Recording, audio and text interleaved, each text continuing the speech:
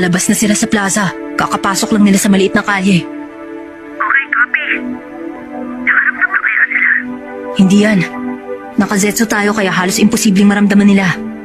Pero alisto sila sa paligid nila, kaya huwag kang magpapabaya. Oo, mag-ingat ka rin, Kiluwa.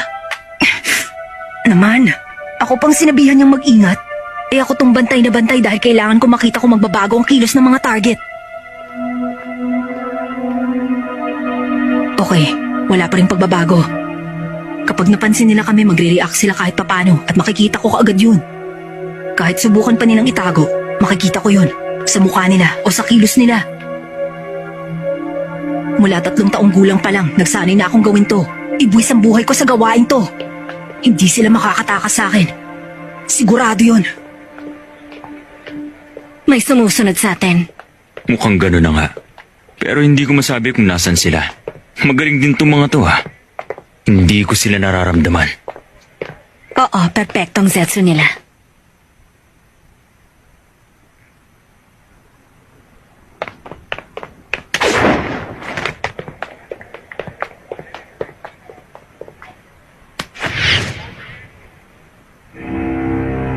Masama ito. Papunta sila sa liblib na lugar na walang gaanong tao. Napansin na kaya nila na may sumusunod sa kanila? Maaari kayang isa itong patibong? Hindi nila alam ang saktong posisyon namin. O baka naman, hindi pa rin nila alam at pabalik sila sa base nila. Kung ganun nga din, nagtagumpay kami. Sa bitag ba? O sa base nila? Alin kaya? Dapat ba kaming umatras? O magpatuloy?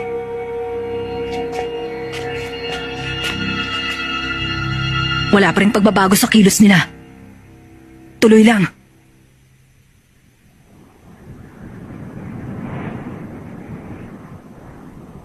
Mukhang hindi kumagat yung stalker natin. Siguro dahil yun sa Indian yung gumagamit ng kadena. Bakit? Higit sa isang nararamdaman kong sumusunod sa atin. At alam na nating mag-isang kumilos yung gumagamit ng kadena. Sigurado ka dyan? Alam na nating nagtatrabaho siya para sa pamilya Nostrad, di ba? Pero sa kabila nun, pinili niya pa ring labanan at tapusin si Uvo na mag-isa. Sigurado kung hindi ang mafia ang responsable sa pagkawala ni Uvo. Kung mafia ang may kagagawan nun, hindi sila mananahimik lang. Gagamitin nilang pangbitag sa atin si Uvo, buhay manupatay.